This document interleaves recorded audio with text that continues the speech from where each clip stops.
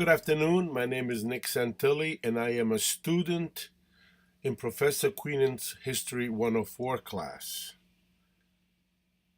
My topic for my final presentation is on U.S. foreign policy and its effect on the world. I am concentrating primarily on the 20th century because prior to that, we were an isolationist nation. We had no enemies, in effect, given the fact that our borders were two expanses of ocean and no natural enemies on the southern and northern borders. We expanded primarily through acquisition in our drive to fulfill our manifest destiny, which was our doctrine that believed we should go from the Atlantic Ocean to the Pacific.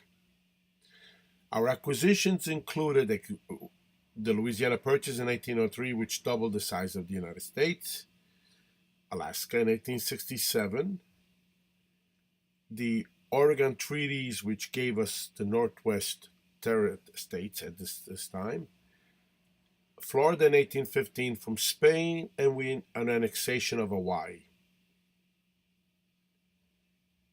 Our foreign policy began in earnest in our entry in World War I. We entered late, almost 3 years after the war started, from 1914 to 1917. After our victory against the Germans, we retreated back into isolationism, even though President Wilson had set up his 14 points, and in his in the 14th point, he basically wanted the League of Nations, which we never became a member of. In the meantime, from 1920 to 1940, there was a time in Europe of the rise of totalitarian states. This included the communism increasing with Stalin becoming a dictator in 1924. You had the rise of Mussolini in Italy, Franco in Spain, and of course Hitler in Germany. Hitler was the most dangerous at the time because of his expansionary ideas in Europe. He acquired the Tsar. He annexed Austria, Czechoslovakia, and also then attacked Poland.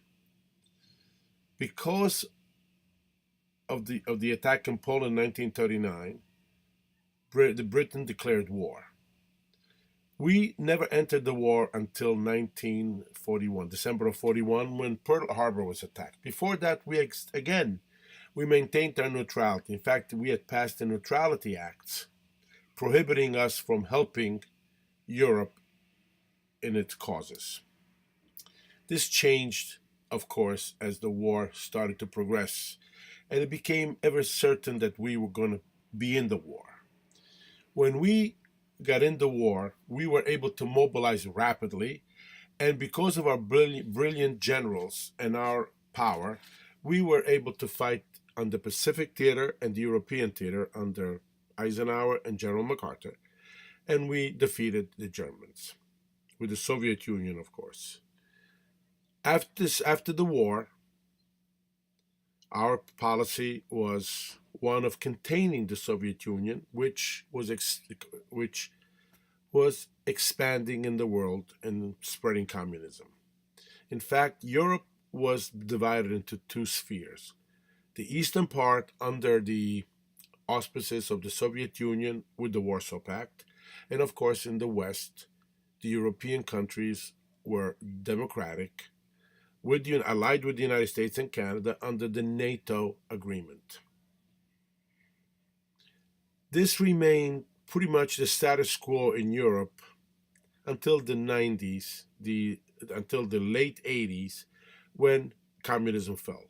Germany fell, the Berlin Wall came down, Poland, of course, was the first country, and then there was a succession of Eastern European countries which became independent.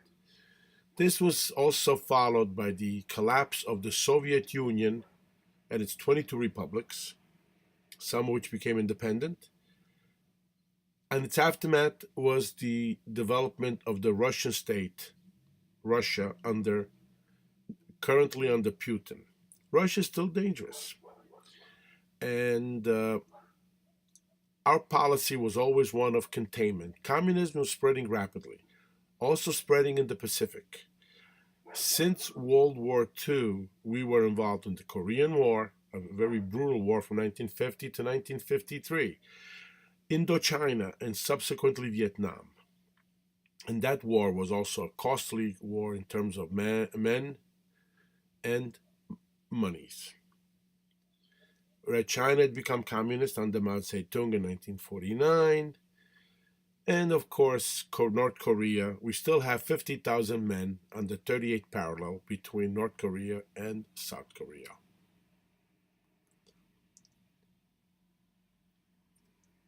Presently, the danger is a mixture of things.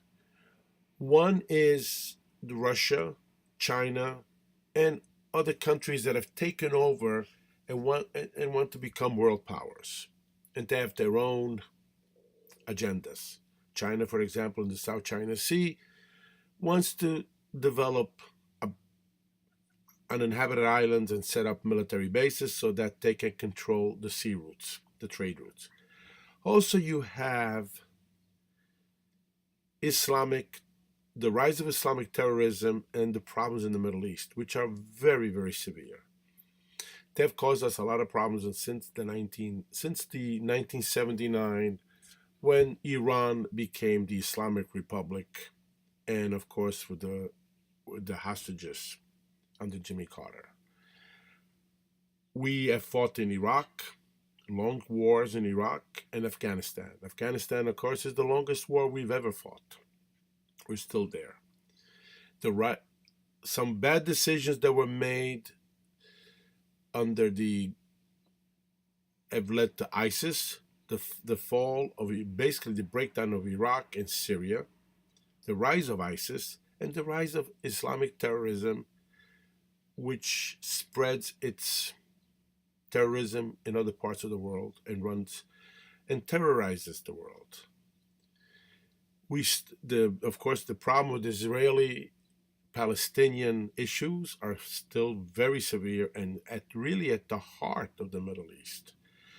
Because in many ways, there is an element where Israel is not really they don't want to recognize Israel as a Jewish state, which is a serious problem. And at the same time, we need to recognize that Palestine has a right to its own statehood. Peace has been tried many, many times, but it's never really lasted. So in the upcoming years in the 21st century, there will be some challenges for the United States in terms of no longer having one enemy, the Soviet Union, but now having multiple enemies or possible foes. We need to remain strong, vigilant, and also remember that the world is no longer, it's a dangerous place. And I hope that we have peace. And I hope that the United States foreign policy will lead us to that. I thank you very much, Professor, for this opportunity. And I hope that the rest of the class enjoys this presentation like I'm looking forward to others. Thank you.